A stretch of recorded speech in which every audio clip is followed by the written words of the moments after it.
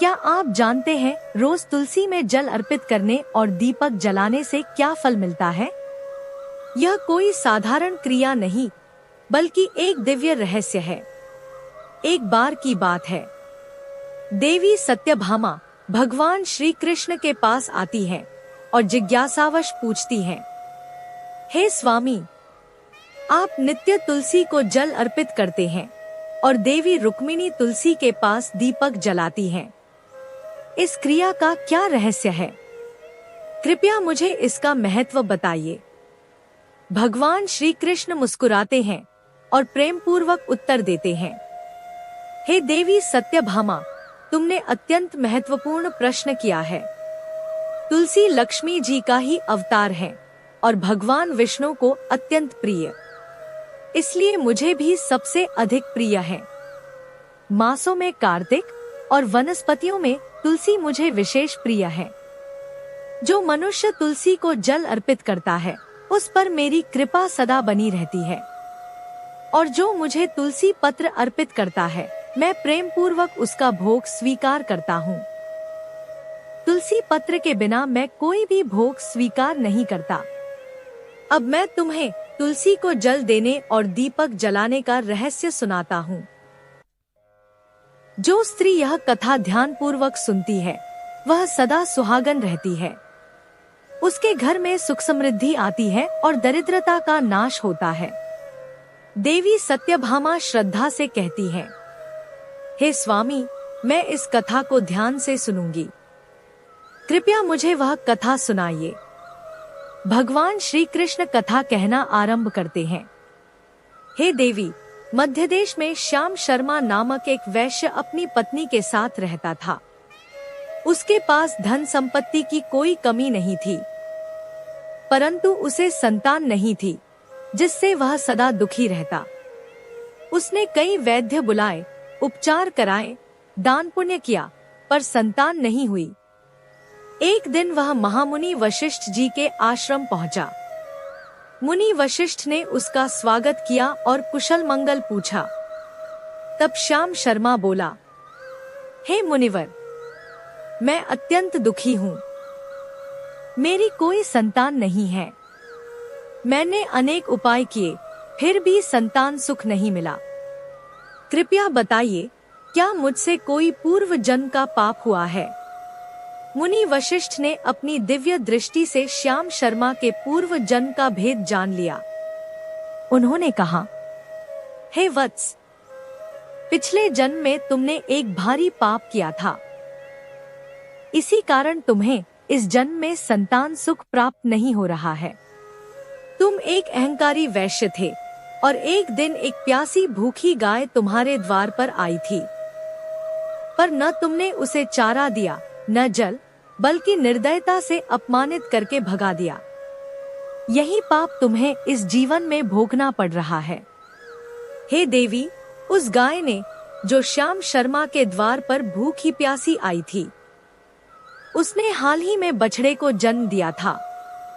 भूख प्यास और थकावट के कारण वह वहीं मूर्छित होकर गिर पड़ी, और उस दिन वह अपने बछड़े को दूध भी नहीं पिला पाई। उस वेदना से उस गाय ने श्याम शर्मा को श्राप दे दिया था। जिसने एक माँ की पीड़ा को नहीं समझा, उसे संतान का सुख कैसे मिलेगा? इसी श्राप के कारण वह वैश्य इस जन्म में संतान सुख से वंचित रहा। मुनि वशिष्ठ की यह बात सुनकर श्याम शर्मा की आंखों में पश्चाताप के आंसू आ जाते हैं। वह अपनी भूल पर पछताता है और कहता है, हाय, मैंने कितना बड़ा अपराध किया। एक दुहखी गौमाता की सेवा न कर सका, उसी का दंड मुझे आज मिल रहा है। वह वशिष्ठ जी से प्रायश्चित का मार्ग पूछता है। हे मुनिवर, कृपया मुझे मार्गदर्शन दीजिए। इस पाप से मुक्ति का कोई उपाय अवश्य होगा। मैं अपना सर्वस्व देकर भी प्रायश्चित करना चाहता हूँ। कृपया बताइए कि मुझे संतान प्राप्ति कैसे होगी? मुनि वशिष्ठ उत्तर देते हैं, हे वत्स, इस पाप का एक ही उपाय है, पुत्रेष्टि यज्ञ। तुम यह यज्ञ कराओ, ब्राह्मणों को भोजन कराओ, उन्हें वस्त्र और गाय का दान दो। तभी इस पाप से मुक्ति मिलेगी और तुम्हें संतान की प्राप्ति होगी। वशिष्ठ जी की बात सुनकर श्याम शर्मा अत्यंत कृतज्ञ होता है। हे मुनिवर, कोटि कोटि धन्यवाद। मैं शीघ्र ही पुत्रेष्टि यज्ञ करवाऊंगा और गाय, वस्त्र, अन्न का दान करूंगा। श्याम शर्मा घर लौटकर अपनी पत्नी को सारी बात बताता है। वे दोनों मिलकर यज्ञ की तैयारी करते हैं। अनेक ऋषि मुनियों को आमंत्रित कर श्रद्धा पूर्वक पुत्रेष्टि यज्ञ संपन्न करते हैं। यज्ञ पूर्ण होने पर यज्ञ की अग्नि से अग्निदेव प्रकट होते हैं। हे श्याम शर्मा, तुम्हारा यज्ञ सफल हुआ। तुम्हें एक पुत्र की प्राप्ति होगी, किंतु ध्यान रखना, उस पुत्र की आयु केवल 18 वर्ष होगी। उसके बाद उसकी मृत्यु निश्चित है। इतना कहकर अग्निदेव अंतर्ध्यान हो जाते हैं। श्याम शर्मा को पुत्र प्राप्ति का वरदान तो मिल गया, परंतु पुत्र की अल्पायु सुनकर वह भीतर से विचलित हो गया। भगवान श्री कृष्ण देवी सत्यभामा को आगे की कथा सुनाते हैं। पुत्र को अल्पायु का वरदान मिलने के बाद श्याम शर्मा दुखी भी था, लेकिन उसने सोचा, पुत्र ना होने से अच्छा है कि कम से कम कुछ समय के लिए पुत्र की प्राप्ति हो। वह पहले की भांति अपने कार्यों में लग गया। कुछ ही समय बाद उसकी पत्नी गर्भवती हुई। श्याम शर्मा ने विधिपूर्वक गर्भ संस्कार करवाए और समय आने पर उन्हें एक अत्यंत सुंदर और तेजस्वी पुत्र की प्राप्ति हुई। श्याम शर्मा ने पुत्र के जन्म के बाद सारे संस्कार पूरे करवाए और उसे गुरुकुल भेजकर उत्तम शिक्षा दिलाई। पुत्र जैसे जैसे बड़ा होता गया, श्याम शर्मा के मन में उसकी आयु की चिंता भी बढ़ती गई। जब पुत्र 16 वर्ष का हुआ, श्याम शर्मा की पत्नी ने एक दिन कहा, नाथ, अब हमारे पुत्र का विवाह कर देना चाहिए। वह अब विवाह योग्य हो चुका है। प्रिय, विधि के विधान अनुसार हमारे पुत्र की आयु केवल 18 वर्ष है। 18 वर्ष के पश्चात उसकी मृत्यु निश्चित है। क्या हम किसी कन्या का जीवन नष्ट कर दें? वह तो 2 वर्षों में विधवा हो जाएगी। लेकिन पत्नी नहीं मानी। उसकी इच्छा थी कि वह अपने पुत्र का विवाह होते देखे। हे स्वामी, मैं अपने पुत्र को अविवाहित मरते हुए नहीं देख सकती। हमारे पास किसी चीज की कमी नहीं। हमारी बहू हमारे पुत्र की याद में सुखपूर्वक जीवन जी सकती है। अब आप संकोच त्याग दें और विवाह के लिए कन्या की खोज करें। पत्नी की दृढ़ भावना के आगे श्याम शर्मा ने हार मान ली और फिर एक अत्यंत गरीब किंतु संस्कारी वैश्य की कन्या से अपने पुत्र का विवाह कर दिया। उस कन्या का नाम था सुभद्रा। वह अत्यंत गुणवान, चरित्रवान और पतिव्रता स्त्री थी। उसे अपने पति की अल्पायु के बारे में कुछ ज्ञात नहीं था। सुभद्रा ने सास ससुर और पति की सेवा में पूरा मन, तन और प्रेम समर्पित कर दिया। अपनी मधुर वाणी और सेवा से उसने पूरे परिवार का हृदय जीत लिया। इस प्रकार 2 वर्ष बीत गए और अब वह समय निकट आ गया था जब श्याम शर्मा का पुत्र 18 वर्ष का होने वाला था। श्याम शर्मा का हृदय भय और पीड़ा से भर उठा। एक दिन उसने अपनी बहू सुभद्रा को अपने पास बुलाया। हे बहू, मुझे क्षमा कर दो। मैंने तुम्हारे साथ बहुत बड़ा अन्याय किया है। हे ससुर जी, आप ऐसा क्यों कह रहे हैं? मैं आपकी पुत्री के समान हूँ। कृपया संकोच न करें और जो भी बात हो मुझे बताइए। मैं आपकी हर आज्ञा का पालन करूंगी। श्याम शर्मा भावुक होकर सुभद्रा को सत्य बताता है। हे पुत्री, तुम कल्याणी हो, सच्ची पतिव्रता हो, लेकिन हमारे पुत्र की प्राप्ति पुत्रेष्टि यज्ञ से हुई थी। और यज्ञ की पूर्णाहुति पर अग्निदेव ने यह वरदान दिया था, हे पुत्री, हमारे पुत्र की आयु केवल 18 वर्ष की है। 18 वर्ष पूरे होते ही उसके प्राण चले जाएंगे। यह सुनकर सुभद्रा घबराई नहीं, बल्कि आत्मविश्वास से भरी हुई कहती है, हे ससुर जी, यदि बात बस इतनी ही है तो आप चिंता न करें। मैं वचन देती हूँ, मैं कभी विधवा नहीं होंगी। मैं अपने पति के प्राणों की रक्षा स्वयं करूंगी। आप बस मुझे एक दीपक, एक जल का घड़ा और एक गाय लाकर दे दीजिए। सुभद्रा की बात सुनकर श्याम शर्मा भाव विभोर हो जाते हैं। हे बहू, जैसी तुम्हारी इच्छा, मैं तुम्हें वो सब लाकर देता हूँ। श्याम शर्मा ने सुभद्रा को दीपक, जल का घड़ा और गाय दे दी। और फिर आया वह दिन जब उनके पुत्र की मृत्यु निश्चित थी। उस सुबह सुभद्रा जल्दी उठी। उसने श्रद्धा पूर्वक तुलसी को जल चढ़ाया, उन्हें प्रणाम किया और तुलसी के पौधे पर एक चुनरी चढ़ाई। हे तुलसी माँ, मैं आपको चुनरी चढ़ा रही हूँ। कृपया अब आप ही मेरे सुहाग की रक्षा करें। उसी दिन सुबह यमराज का एक दूत श्याम शर्मा के पुत्र के प्राण लेने के लिए आ पहुंचा। लेकिन जैसे ही वह घर में प्रवेश करने लगा, तुलसी का पौधा उसके सामने प्रकट हो गया। हे यमदूत, इस घर की स्त्री ने मुझे चुनरी अर्पण की है। अब इस घर के सुहाग की रक्षा मेरा धर्म है। तुम भीतर प्रवेश नहीं कर सकते। तुलसी माँ की यह चेतावनी सुन यमदूत भयभीत होकर वहां से लौट गया। हे धर्मराज, मैं धरती लोक गया था, परंतु तुलसी के पौधे ने मुझे रोक दिया। मैं घर के भीतर प्रवेश ही नहीं कर पाया। यह सुनकर यमराज क्रोधित हो गए। तुलसी दिन में जागती है, लेकिन रात को वह विश्राम करती है। अब तुम शाम के समय जाओ। जब तुलसी सो रही होगी, तब उसके पति के प्राण लेकर यमलोक लौट आओ। अब यमराज ने 2 दूतों को भेजा, जो शाम को सुभद्रा के घर पहुंचे, परंतु उधर सुभद्रा ने भी तैयारी कर रखी थी। शाम होते ही सुभद्रा ने तुलसी के पास एक दीपक जलाया और प्रार्थना करने लगी, हे दीपक, अब तुम ही मेरे पति की रक्षा करो। यमराज के दूत मेरे पति के प्राण लेने आ रहे हैं।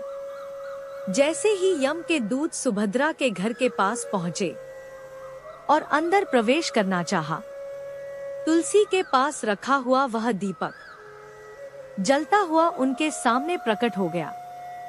हे यमदूतों, तुम इस घर में प्रवेश नहीं कर सकते। सुभद्रा ने मुझे प्रज्वलित किया है और प्रार्थना की है कि मैं उसके पति की रक्षा करूं। अब मैं इस घर के दीप की तरह उसके जीवन की रक्षा करूंगा।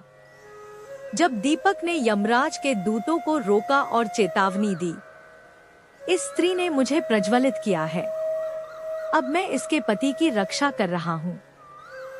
अगर तुमने इसे हानि पहुंचाई तो मैं तुम्हें जलाकर भस्म कर दूंगा। दीपक की यह चेतावनी सुनकर यमराज के दोनों दूत कांप उठे। डरे और सहमे हुए वे वापस यमपुरी लौट आए। हे यमराज, हम आपकी आज्ञा का पालन करने गए थे, परंतु तुलसी के पास रखा दीपक हमारा मार्ग रोक बैठा। हम कुछ कर ही नहीं पाए। यह सुनकर यमराज का क्रोध और भी बढ़ गया। अब उन्होंने 4 और दूतों को बुलाया। अब तुम चारों सुबह सुबह जाओ, जब सुभद्रा अभी जागी न हो, और उसके पति के प्राण लेकर तुरंत लौट आओ। उधर सुभद्रा को सब ज्ञात था। रात को ही उसने एक जल से भरा लोटा अपने घर के दरवाजे पर रख दिया।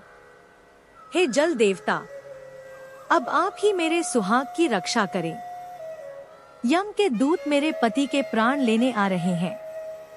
सुबह सुबह जब सूर्य की पहली किरण भी न फूटी थी, चारों यमदूत सुभद्रा के घर पर पहुंचे। जैसे ही वे दरवाजा पार करने लगे, दरवाजे पर रखे जल का लोटा बोल उठा, तुम इस घर में प्रवेश नहीं कर सकते। यह घर अब मेरी रक्षा में है। अगर तुमने भीतर प्रवेश किया तो मैं नरक की अग्नि को बुझा दूंगा।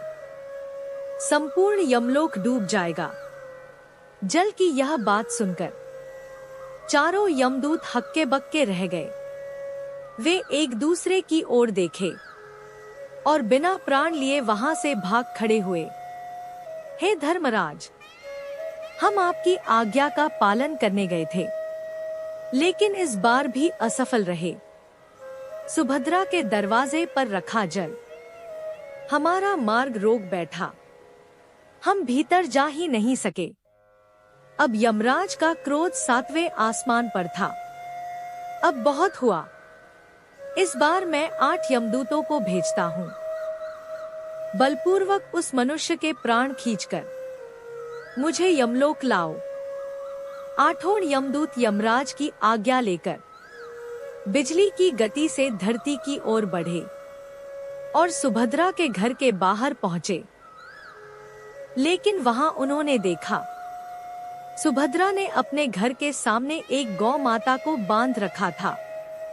सुभद्रा ने इस बार गौ माता से प्रार्थना की थी, हे गौ माता, आज यमदूत मेरे पति के प्राण लेने आएंगे।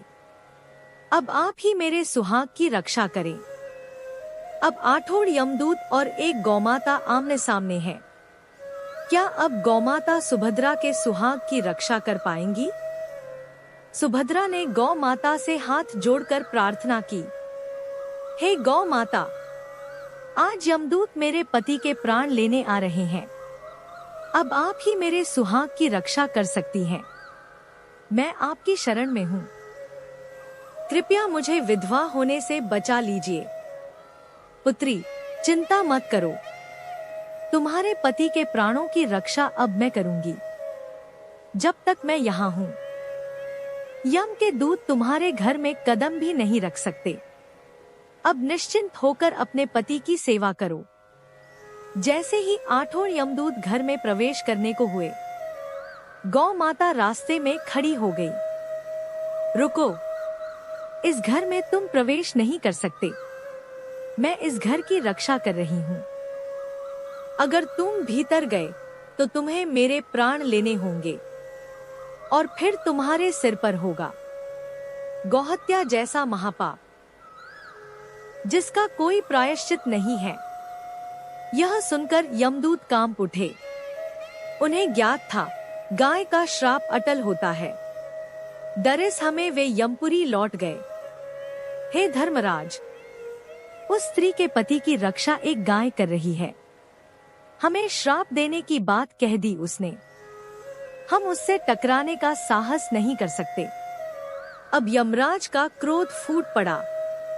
वह स्वयं भैंस पर सवार होकर धरती पर आ गए। सुभद्रा भयभीत हो उठी। वह दौड़कर यमराज के चरणों में गिर गई और स्तुति करने लगी। हे धर्मराज, आप तो धर्म और न्याय के प्रतीक हैं। मैं एक पतिव्रता स्त्री हूँ। आपसे विनती है, मुझे आशीर्वाद दीजिए। सुभद्रा की भक्ति से यमराज प्रसन्न हो गए और अनजाने में ही कह बैठे, सदा सुहागन रहो पुत्री। हे धर्मराज, आपने मुझे सदा सुहागन रहने का आशीर्वाद दिया। अब आप मेरे पति के प्राण ले जाएंगे तो आपका आशीर्वाद झूठा हो जाएगा। यमराज रुक गए। उन्होंने सुभद्रा की ओर देखा और फिर मुस्कुराने लगे। हे पुत्री, आज तुमने साक्षात मृत्यु को पराजित कर दिया है। मैं तुमसे प्रसन्न हूँ। तुम जो भी वरदान मांगो मैं दूंगा। हे धर्मराज, मेरे पति ही मेरे ईश्वर हैं। मैं उनके बिना नहीं रह सकती। बस मुझे यही वर दीजिए। कि मेरे पति 100 वर्ष जिए। यमराज ने प्रसन्न होकर कहा, तथास्तु। अब से जो स्त्री अपने घर के सामने तुलसी का पौधा लगाती है, हर शाम दीपक जलाती है, अपने आंगन में गाय को बांधती है और दरवाजे पर जल से भरा लोटा रखती है, उसके घर में कभी मृत्यु का प्रवेश नहीं होगा। मेरे दूत ऐसे घरों में कदम नहीं रख सकेंगे। हे देवी, यही कारण है कि तुलसी, दीपक, जल और गाय एक स्त्री के सुहाग की संजीवनी शक्ति हैं। प्रिय दर्शकों, अगर आप भी चाहते हैं अपने घर में सुख, शांति और समृद्धि, तो आज ही तुलसी का पौधा लगाएं, हर शाम दीपक जलाएं, आंगन में गाय की सेवा करें और जल से भरा लोटा बाहर रखें। जय श्री कृष्ण। अगर आपको यह कथा अच्छी लगी हो तो वीडियो को लाइक करें। जय श्री कृष्णा कमेंट में अवश्य लिखें और ऐसी ही दिव्य कथाओं के लिए चैनल को सब्सक्राइब करें। आपके एक शेयर से यह कथा किसी का जीवन बदल सकती है। समाप्त। सुभद्रा की कथा से मिलने वाली ध्यान देने योग्य बातें और सीखें। ध्यान देने योग्य बातें। 1. पतिव्रता धर्म की शक्ति। सुभद्रा ने न सिर्फ अपने पति के लिए मृत्यु को टाल दिया, बल्कि अपने त्याग और विश्वास से यमराज जैसे देवता को भी झुका दिया।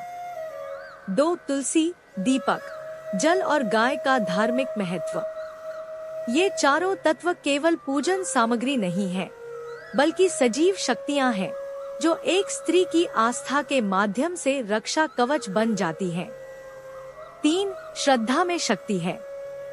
सुभद्रा ने किसी तंत्र मंत्र का सहारा नहीं लिया, केवल भक्ति, सेवा और विश्वास से असंभव को संभव किया। 4. यमराज का न्यायपूर्ण और भावनात्मक पक्ष। यमराज क्रूर नहीं, बल्कि धर्म के रक्षक हैं। जब उन्होंने सुभद्रा का समर्पण देखा, तो उन्होंने उसे सदा सुहागन रहने का आशीर्वाद दिया। 5. गाय की महिमा। गौ माता केवल पशु नहीं, धर्म, करुणा और जीवन की रक्षक है। कथा में गौमाता ने स्वयं यमदूतों को रोका। सीखने योग्य बातें। 1. सच्चा प्रेम और समर्पण मृत्यु को भी पराजित कर सकता है। 2. धार्मिक रीति रिवाजों के पीछे गहरी आध्यात्मिक ऊर्जा छुपी होती है। 3. तुलसी का पौधा, दीपक की ज्योति, जल का लोटा और गौमाता, ये सभी घर की रक्षा के दिव्य प्रतीक हैं। 4. पति पत्नी का रिश्ता केवल सांसारिक नहीं, बल्कि आत्मिक होता है, जिसे भक्ति और सेवा से निभाना चाहिए। 5. धैर्य और आस्था हर कठिन परिस्थिति को बदल सकते हैं। 6. स्त्रियों में असीम सहनशीलता और शक्ति होती है, जब वो धर्म और प्रेम के पथ पर चलती हैं। आध्यात्मिक संदेश। जो स्त्री सच्चे मन से तुलसी की सेवा करती है, दीप जलाती है, गौमाता की पूजा करती है और घर के द्वार पर जल रखती है, उसके घर में ना कभी मृत्यु जल्दी आती है, ना ही दरिद्रता या दुख टिकता है।